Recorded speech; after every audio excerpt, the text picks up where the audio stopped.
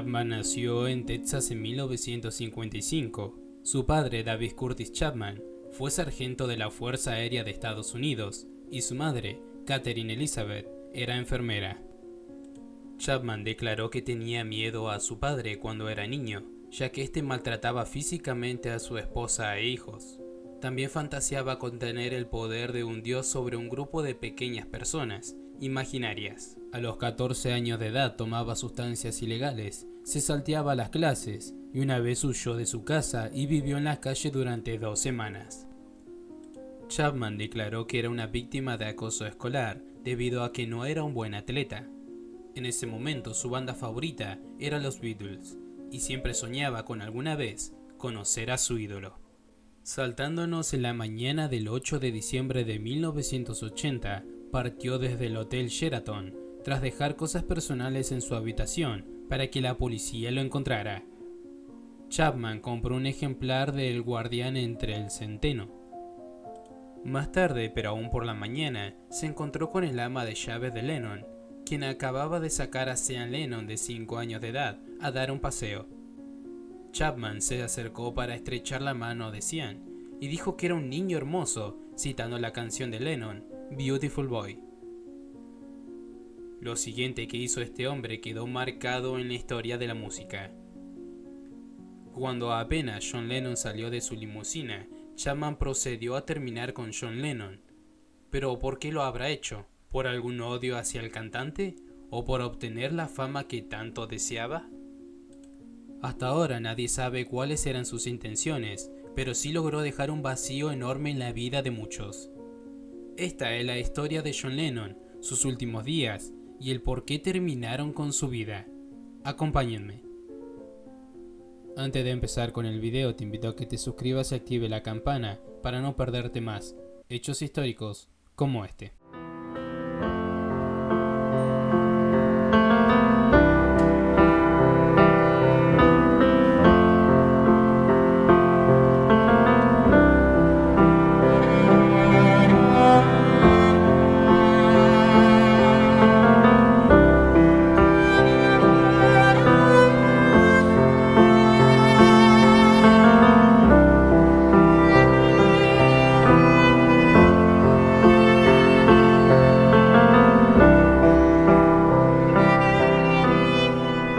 Cantante y músico británico, fundador y líder de una de las mejores bandas de la historia, el mítico cuarteto de Liverpool que dominó el panorama musical en la década de 1960, los Beatles.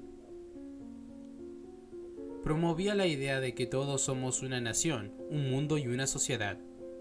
Cambió la historia de la música, su pasión al activismo intentó cambiar la historia del mundo, su talento, su sensibilidad y su compromiso con los conflictos que atravesó su época inspiraron a toda una generación de jóvenes a los que invitó no solo a cantar sus temas, sino a que alzaran la voz. Por esa época se lanzó la canción que pusimos al principio del video, la cual es la más famosa de su repertorio. Paul McCartney, Ringo Starr, John Lennon y George Harrison, los 4 de Liverpool, consiguieron ganar el Oscar a la mejor banda sonora de canciones, una categoría específica para musicales que ya no existe. Tras un retiro de 5 años, el 8 de diciembre de 1980 se convirtió en el último día de este cantante. Pero no nos adelantemos, volvamos un poco en el tiempo. John Winston Lennon nació en Liverpool el 9 de octubre de 1940, mientras los aviones alemanes bombardeaban la ciudad. Su padre, llamado Alfred, era un marino que visitaba poco el hogar, hasta que desapareció por completo. Luego fue su madre, Julia Stanley, la que desapareció, dejando al niño al cuidado de una hermana suya llamada Mary. Fue ella quien enseñó a John los primeros acordes en un viejo banjo del abuelo de este. John creció escuchando discos de Little Richard, Chuck Berry, Ray Charles y Buddy Holly, ilustres representantes de las corrientes musicales de aquella época. Durante unos años estudió en la Escuela de Bellas Artes y al cumplir los 15, resolvió sus dudas entre la pintura y la música a favor de esta última. En 1956, conoció a un muchacho que, como él, solo se sentía plenamente realizado con una guitarra en las manos, Paul McCartney. Con Paul formó su primer grupo amateur, The Quarrymen, dando comienzo a un periodo de aprendizaje acelerando de los ritmos del rock and roll. John y Paul se dedicaron a componer sus propias canciones como si se tratara de un entretenimiento. 2 años después se les unió George Harrison y se atrevieron a actuar en algunos pequeños locales. Se denominaron sucesivamente como Johnny and the Moondogs y The Nook Twins. Fueron tiempos difíciles.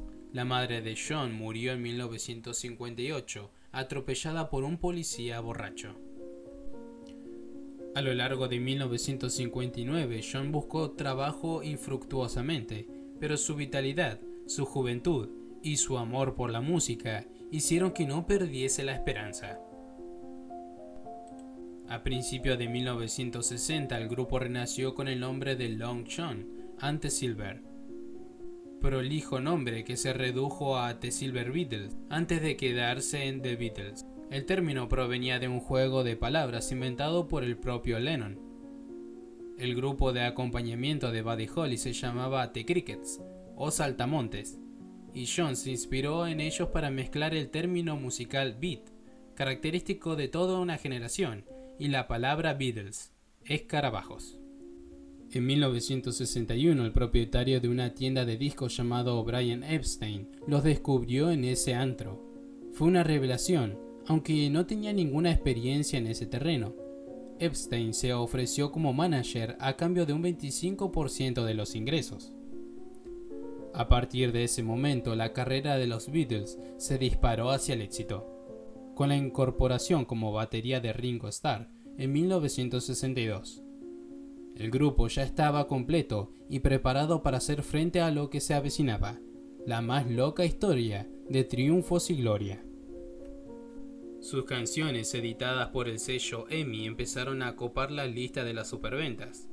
Los conciertos de los Beatles provocaban escenas de histeria entre las groupies y la policía se veía incapaz de contener a la juvenil masa vociferante.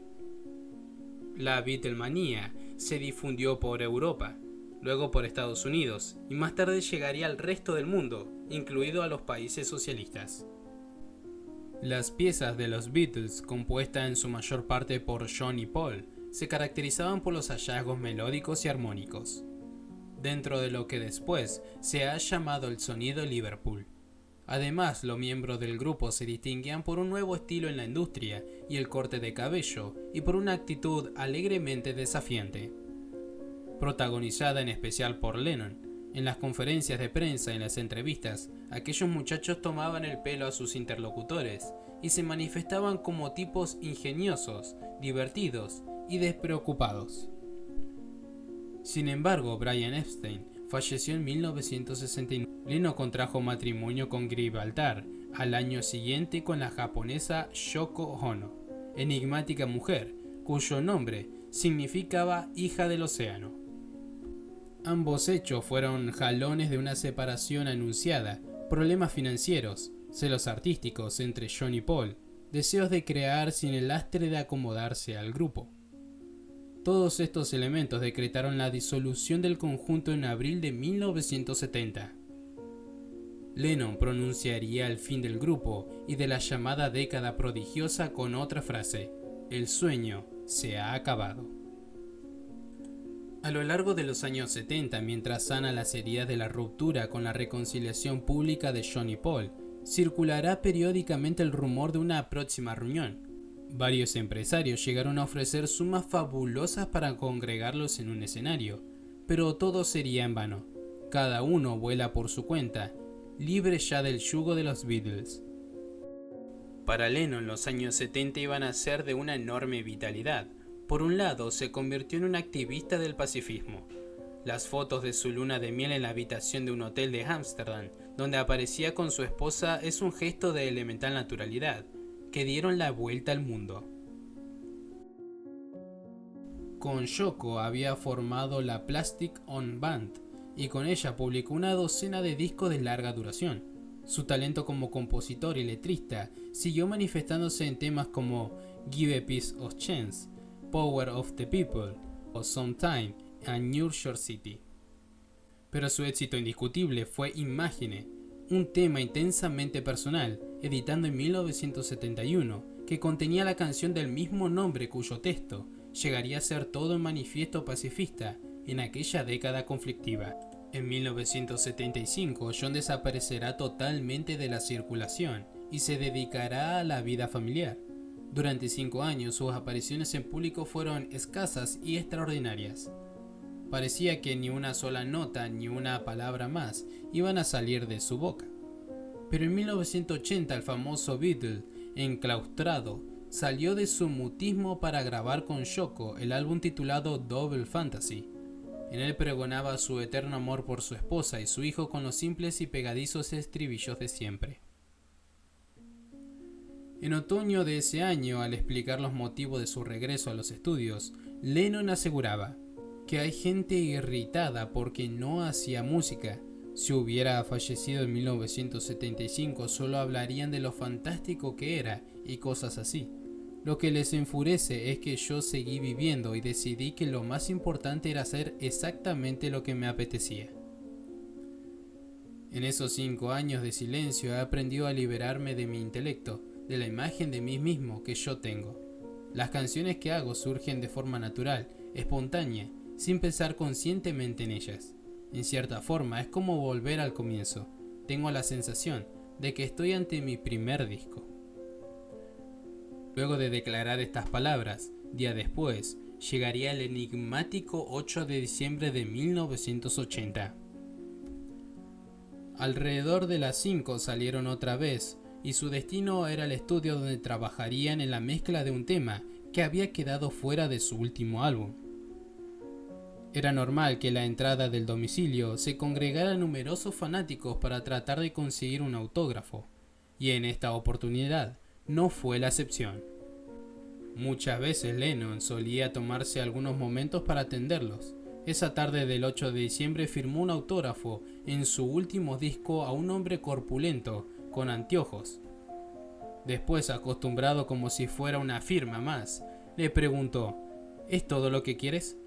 Sin saberlo, John Lennon le había dado un autógrafo a Mark David Chapman. Los hechos sucedieron rápidamente y quedarían en la historia para toda la eternidad. Lo último que escuchó nuestro cantante es Señor Lennon, Señor Lennon. Seguido de estos, unos 5 sonidos más de disparos. Yoko se adelantó unos pasos a su marido, dispuesta a ingresar al vestíbulo. En ese momento, quebrando de repente la euforia de los fanáticos, se escucharon esos 5 disparos. Estos, efectuados por Chapman, con uno de esos, dio contra una ventana del edificio, pero 2 dieron en el lado izquierdo de la espalda de Lennon y 2 más dieron en su hombro izquierdo. Lennon logró subir 5 peldaños por la escalera del área de seguridad, pero rápidamente se quedó sin fuerzas y se desplomó. El conserje del edificio lo cubrió con su uniforme e inmediatamente llamó a la policía. Si bien los días posteriores al ataque se llegó a decir que Chapman le gritó Mr. Lennon, el mismo Chapman dice no recordar haberlo hecho, y esto no se menciona en las audiencias judiciales ni en las entrevistas a los testigos. Mientras tanto, en el exterior, el portero del edificio de Dakota le sacó lo que tenía a Chapman, pero él no parecía resistirse y con tranquilidad se quitó el abrigo y el sombrero para mostrar que no tenía ninguna otra cosa. Después, como si todo fuera parte de una situación normal, se sentó en la acera a esperar a la policía. John Lennon fue trasladado al hospital central lo más rápido posible, pero llegó al lugar sin pulso. Los doctores intentaron reanimarlo por más de 20 minutos, incluso abriendo su pecho para realizar un masaje cardiomanual, pero todo intento fue en vano. Lennon fue declarado muerto a las 23:15 del 8 de diciembre de 1980. Muchas teorías han surgido luego del deceso de John Lennon. Algunos contradicen las pruebas de que Mark Chapman era simplemente un fan obsesionado con problemas psicológicos. Entre ellas las más comentadas y que han ido adquiriendo verosimilitud con el tiempo apuntan a que Chapman era en realidad un agente contratado por la CIA.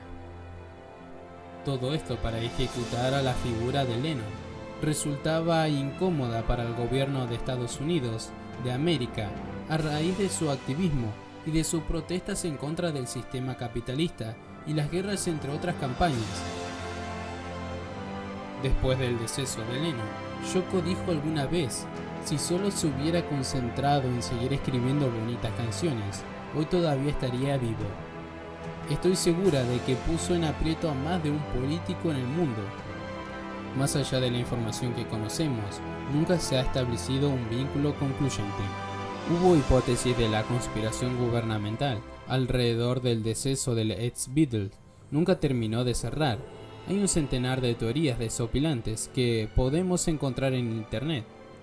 Una de ellas hasta incluye marcianos y ovnis, que John Lennon era una supuesta amenaza para dichas razas alienígenas. Todas ellas eran dignas de Hollywood. Pero veamos con las propias palabras de Chapman del por qué cometió semejante delito. Me hablé a mí mismo. Hice una oración pidiendo que por favor me ayudara a cambiar esto. No podía hacerlo. Estaba obsesionado con una cosa y que lo estaba haciendo para que yo pudiera ser alguien. John Lennon dejó una huella imborrable en la historia en general, y sus temas jamás serán olvidados.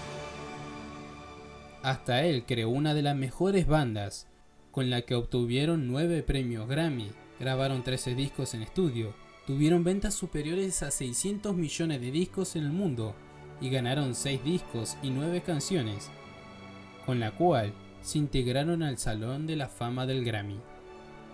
Cuando John Lennon se despide, Yoko esparció sus cenizas en una hermosa parcela de Central Park, cerca del Dakota. Este lugar recibió el nombre de Strawberry Fields en su honor, que significa campo de fresas en español. El monumento fue diseñado por Bruce Kelly, arquitecto paisajista dueño del Central Park. Así que no es una tumba donde descansan los restos de Lennon, pero sí un lugar para rendirle homenaje al hombre que nos enseñó en sus famosas frases que todo va a estar bien al final, y si no está bien, no es el fin.